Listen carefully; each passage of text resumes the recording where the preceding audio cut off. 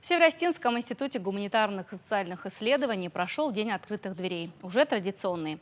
Раз в году здесь принимают студентов и школьников не только из Владикавказа, собираются из разных районов республики. Гостям рассказали о задачах института и его истории, организовали экскурсию по музею и по уникальной научной библиотеке, познакомили с редким фондом известных писателей.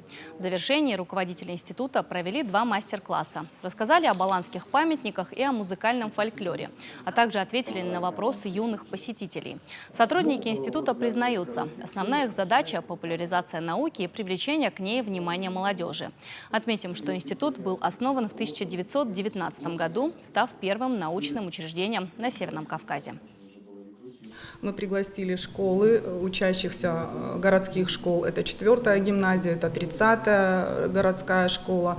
К нам приехали из Кировского района Ильхотовская средняя школа номер 2. Заинтересовываем очень людей, потому что тот фонд, который есть, архивный фонд, который у нас есть, это ценнейший вообще материал.